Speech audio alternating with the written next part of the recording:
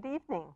My name is Sue Smerick, and I'm a member of the League of Women Voters of the Ann Arbor area. I welcome you tonight's forum featuring the candidates for Michigan House of Representatives, District 52 and 55. The candidates will be on the ballot in the Tuesday, November 6th election. We are broadcasting this evening from studios of the CTN in Ann Arbor.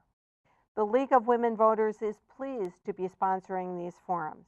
The League is a nonpartisan civic organization that encourages informed, active participants of all citizens in government. The League works to increase understanding of major policy issues and seeks to strengthen and broaden knowledge about our form of government and democracy. While the League does not support candidates or parties, we do take stands on issues we have studied. One of the League's most important goals is to assist voters in making informed choices at the polls, and thus we bring you tonight's forum. Volunteers from the League of Women Voters are facilitating tonight's forum. Our moderator this evening is Jeff Smerick, who will explain the process from here. Thank you, Sue, and thank you for joining us. You're good citizens. A word before we begin. The League of Women Voters of the Ann Arbor area has invited all candidates for Michigan's House of Representative Districts 52 and 55. However, Jean Ayudo, candidate for District 52, and Bob Baird, candidate for District 55, are unable to attend this evening. Tonight's forum will include Rebecca Warren, candidate for Michigan House of Representatives District 55, and also Donna Lisinski, candidate for Michigan House of Representatives District 52. And now it's my honor to introduce the candidates. Rebecca Warren, candidate for Michigan House of Representatives District 55, and Donna Lisinski, candidate for Michigan House of Representatives District 52. Thank you, candidates. The forum today will have this format. Each candidate will have an opening statement of up to 1 minute. Each candidate will have a closing statement of up to 90 seconds.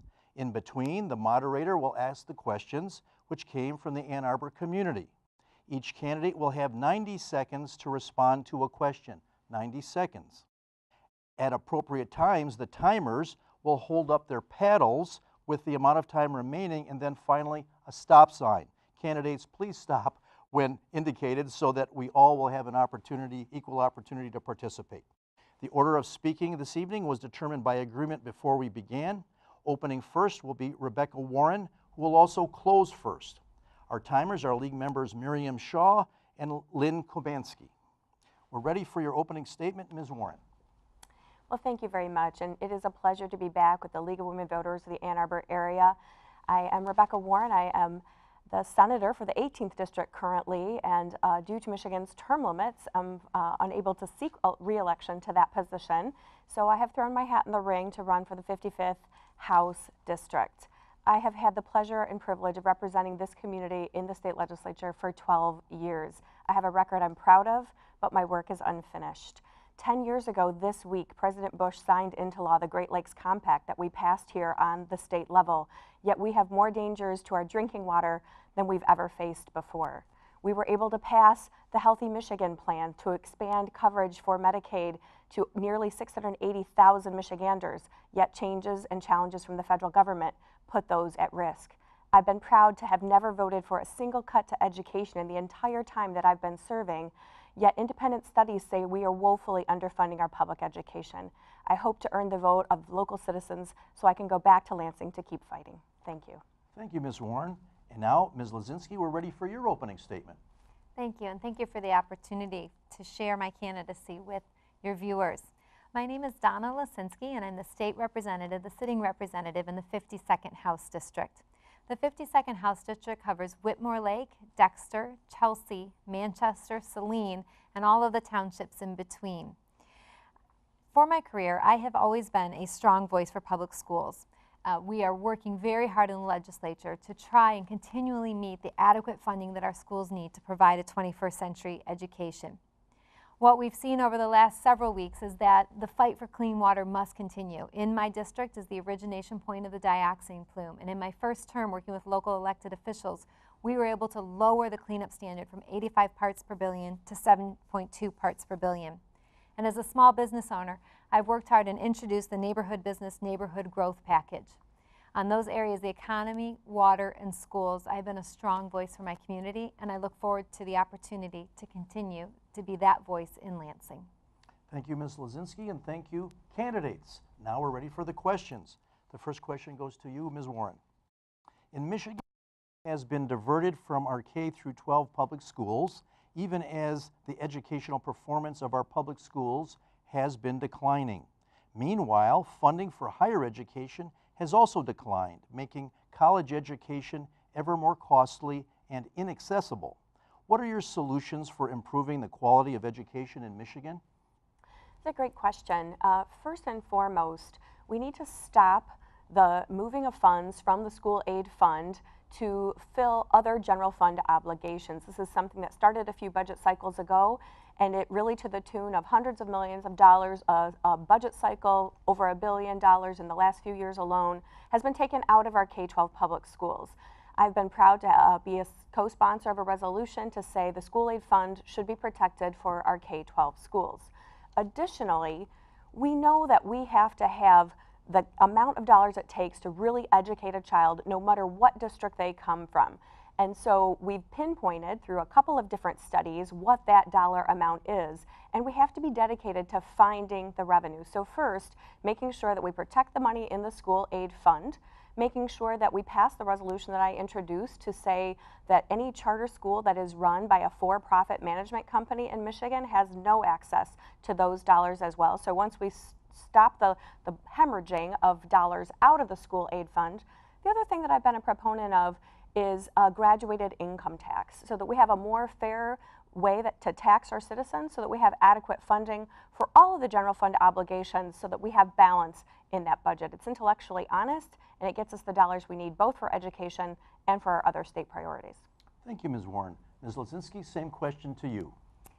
So let me quickly paraphrase the question as funding for K-12 and higher education has been on the decline as our performance has declined? That's right, and also even higher education has had a decline with also a decline in funding. What are some of your solutions? Absolutely, and so as a candidate who works on the same side of the aisle as my fellow candidate from the 55th House District here, we're going to agree on a few things tonight. And so from those funding solutions, we're in agreement there. One of the things that we have to look very carefully at is how is education in our communities and how important it is to growing our economy and how that really creates a virtuous cycle. What we've seen is that in our communities like Ann Arbor, like Dexter, like Chelsea, where we value education, whereas voters, where we support education and millage and funding dollars for education, we've seen our schools thrive, our children thrive, and our economies thrive. When we're looking at it across the state of Michigan, and we've seen the cuts to education that have been taken during the bad times when our economy was going down, what we haven't seen is that return of funding into the system now that better economic times are on the horizon and are returning. And so as we've seen that steady decline in student performance, we know it's not just going to take what we were doing before, but we're going to have to not only look at how we're putting the money into the system, but also how we're measuring the performance of that money. And right now we've been so inconsistent in how we are measuring teachers, how we are measuring students, and the performance and guidelines we're putting out there, that we've created not only an underfunded system for K-12 and higher ed, but a confusing system for teachers and students to thrive and to meet their best performance within. Thank you, Ms. Lazinski. And also the next question goes back to you again. Michigan has some of the most deteriorated infrastructure in the country, particularly our roads. Yet only limited funds have been directed at infrastructure, even though this would create jobs and increase economic development. What are the best approaches that you think are for improving Michigan's infrastructure? So when we're looking at our infrastructure, there's two parts to that in my mind. One is a user fee. So when we look at things like a gas tax and a registration fee, in other words, having the folks who are using the roads, who are driving cars on the roads, paying for those roads that they're driving on, That's a critical factor. Back in March, we had a step increase in our gas tax by about 7 cents. What we needed to do and what we needed to have the political courage to do a few years ago was to put in place a 25-cent gas tax. Not many of my residents noticed a change in that gas tax as gasoline prices fluctuate. But what's happened now is it's just like the roof that you put a temporary patch on but never got around to repairing, and now the entire roof needs to be replaced. We all know that's the point that we're at with our roads. It's not fixing potholes, it's replacement. So we're going to have to look at more than just the traditional avenues for revenue there. We're going to have to consider things like bonding or other areas to look at fair share revenue to make sure that it's not just residential drivers on the roads that are paying their fair share, but also corporations that are putting heavyweight trucks and other equipment on their roads to make sure they're paying their fair share as well. Thank you, Ms. Lazinski. And Ms. Warren, same question to you. Well, first of all, Michigan has been a donor state when it comes to our share of the federal gas tax for a very long time. We really need to work with our delegation in Washington to start bringing some of those dollars back to be put to work right here in the state of Michigan. And Representative Lazinski was really spot on in saying this is a problem that we've known this infrastructure problem existed for a very long time. And instead of doing the heavy lifting to make sure that we had the revenue and we were prioritizing the revenue to fixing our roads and bridges and critical infrastructure, we did the minimum for far too long. And now many of our lane miles of state roads that the state are responsible for really need complete teardowns and rebuild, which are very much more expensive than had we done the work at the time. So we have to be very committed to finding the revenue solution. And if we can't, right, so this is the second time I've said this tonight, we have to be honest about what the state budget can and cannot support. And if we aren't going to do the heavy lifting of actually raising the revenue and focusing the revenue, we have to limit the amount of roads that we're actually paving. And this is not very popular sometimes, but we have big commercial corridors where the majority of the traffic goes. We need to make sure those roads are in the best shape.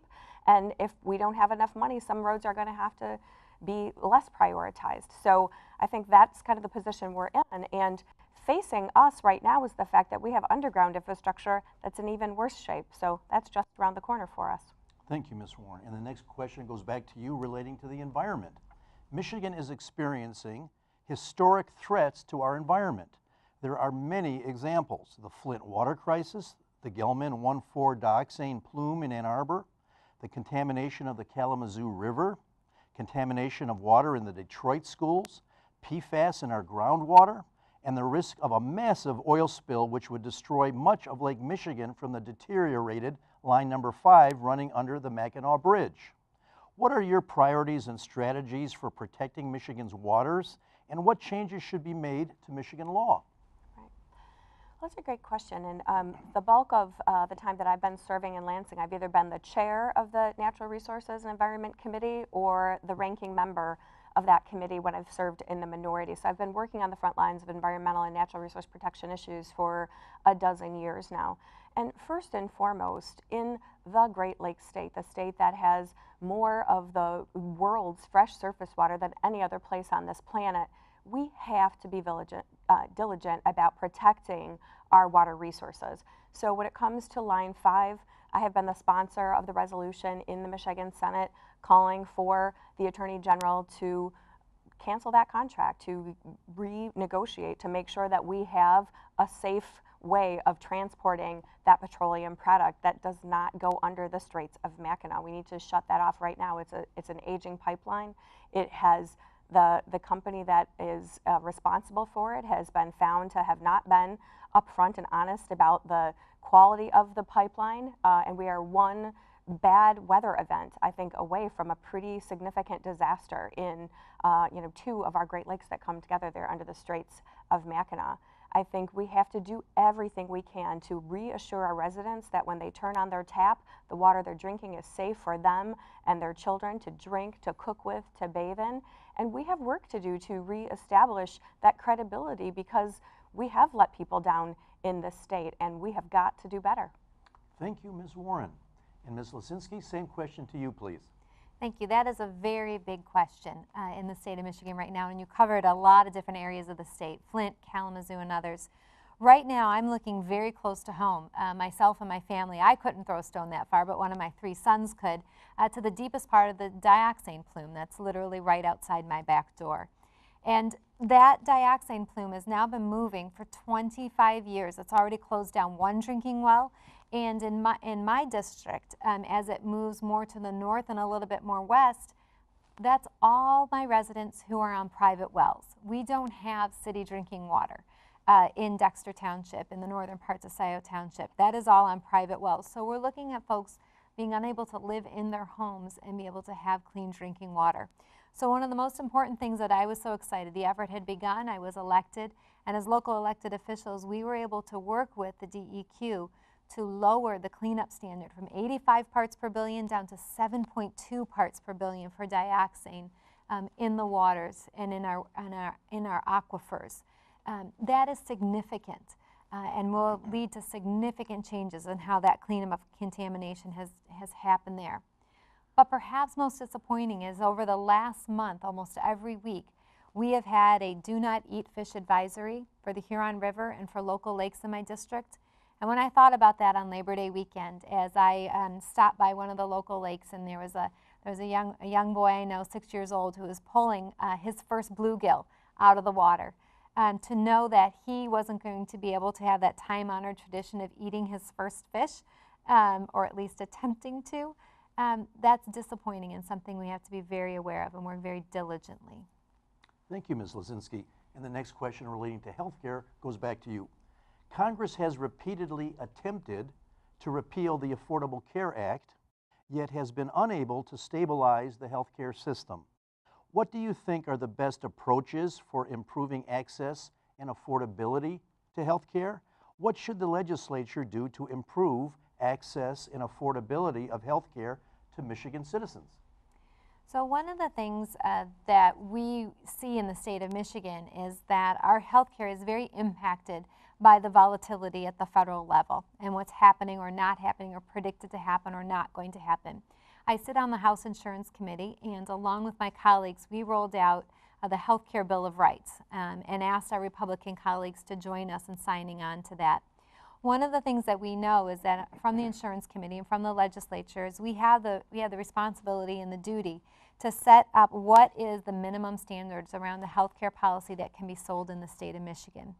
And the Health Care Bill of Rights that we rolled out that said if health care becomes a block grant from the federal government and the federal government relinquishes its responsibility there, which it has been forecasted to do, that in the state of Michigan, pre-existing conditions will continue to be covered. The age tax from youngest to oldest will remain at 3 times, not at the current 5 times level. We've also put in place a prescription drug board that will look at price gouging techniques and limit that and call drug manufacturers to account for those. And within all of that, we need to look at what is right now. And right now, we need to protect the expansion, the Medicaid expansion that we've had happen in the state that allowed 680,000 people to gain insurance, more than 40,000 new jobs in our state. It has been one of the largest economic growth efforts is to help people get healthy because healthy people can collect healthy paychecks. Thank you, Ms. Lasinski. And Ms. Warren, same question to you, please. Well, I think that the point that Representative Lasinski ended on is the most important one, which protecting the Healthy Michigan Plan, our Medicaid expansion, is the #1 most important thing the legislature can do. We knew that it was important that we had a lot of folks in the state who had not had basic health insurance coverage in a very long time. Some had never had that coverage. And we took the first year really to stabilize that population, to get them access to primary health care, to preventative health care, to immunizations, to the kinds of supports that they needed to be healthy. And flash forward, just in the last month, a researcher at University of Michigan released a study that said not only has that program been a success in the ways that we expected it to in terms of bolstering the health of the folks who were covered by that plan, it had these other benefits that we never even sort of knew would happen because people weren't worrying about or being faced with uncovered health related bills, whether those were doctor's bills, prescription bills, visits to the emergency room. they were more timely on their rent and mortgage. They did not have a crisis of a credit card payment not being able to be paid. So it was economically really beneficial to that population who has been covered. The other thing is Michigan has an expanding number of medical schools. We train a lot of physicians in this state. And then because we don't have enough residency slots for them, they go to other states to do their residencies and end up working in those states. One of the most important things we can do is expand that number of residency slots to keep the physicians that we train here in Michigan treating people here in Michigan. Thank you, Ms. Warren. And then the next question goes back to you relating to voting integrity. The League of Women Voters has always advocated for access to voting, for fair processes in creating voting districts, and for accurate information for voters. Please discuss the steps you think we need to take to improve voter access. What is your position on the ballot proposals for redistricting and voting rights, please? Well, I have had the chance to work on in the 12 years that I've been elected a number of different proposals that I think are really critical to expanding access to voting in the state. I think our democracy is the most healthy when we have the largest number of people voting. So things like pre-registration of our young people before they're old enough to vote, but getting their driver's licenses, so pre-registering. Focusing on supporting same-day voter registration, making sure that our students who are registering to vote on college campuses, this is the district that I currently represent, has both the University of Michigan, Eastern Michigan universities, 2 of the 15 public colleges and universities, but also a couple of private universities and Washtenaw Community College. And a lot of times our students are registering to vote for the first time on campus, not realizing that they have to go home the first time to vote in person because of a law that's been in place in Michigan for a long time. So advocating changes to those policies I think will be very important. I also support changes in campaign finance reform to make it more transparent for our citizens where money is coming from in elections. And I have taken the public position to support both of the ballot initiatives, both the nonpartisan redistricting and the fair elections ballot initiatives, because I think they are really critical to giving back that sense of trust that our citizens need, that their voices are going to be heard. Thank you, Ms. Warren. Ms. Lisinski, same questions to you, please. Thank you. Voting integrity and the ability to have accessible, transparent voting processes are critical to our democracy. And so I was so pleased with Proposals 2 and Proposals 3 that looked at 2 different aspects of that. The proposal around gerrymandering, that's looking at how we redraw our districts. I consider myself to be very fortunate to represent a district that is essentially half Democratic and half Republican. That means for me to get elected, I get elected in a general election by a majority of my community, and it allows me to interact in a very positive way with my community. The gerrymandering proposal to change how we draw our districts to be a more nonpartisan process, I wholeheartedly support and hope that it will result, when it passes, in the drawing of districts that every voter feels like their voice matters and who represents them. Now again, I've mentioned I'm the mother of 3 sons, 17, 19, and 21. So 2 of my sons now can vote. One of my sons hasn't been able to vote because he did register online, because that's what kids do. And because he registered online, he has to show up in person for his first vote. But he's away at college, and he can't come back in person, and he can't vote absentee. And so when we look at Proposal 3 with no reason absentee voting, same-day registration, and online registration, and the changes in opening up the access to our polls, I think that's absolutely critical to growing our voter engagement and to growing the number of folks who not only vote, but know that their vote counts. Thank you, Ms. Lisinski, and thank you, candidates, for your answers. This brings us to our closing statements. And now we're ready for your closing statement, Ms. Warren. Well, thank you. And just again, thank you to the League of Women Voters of the Ann Arbor area for hosting these important educational opportunities. I hope lots of folks will tune in and hear what we have to say, and I have appreciated the opportunity to have served this community in Lansing for 12 years. It is the hardest thing about term limits, feeling like I have gotten to the point in my career where I really understand the job with depth and have gained a lot of experience in a lot of different topics. And it's the only job I feel like I've ever had where having experience somehow becomes a bad thing. But I still love what I do every day, and the opportunity to go back to Lansing for the 2 final years that I could serve our community to continue to work on issues that are complex, that don't have simple answers, but really set the stage for our state to be the Michigan that I grew up in, the Michigan where our natural resources, our water, our parks, our forests, our campgrounds were the envy of the world, that our public schools and our public universities were well funded, and we were at the top of the list of the best performing in the country.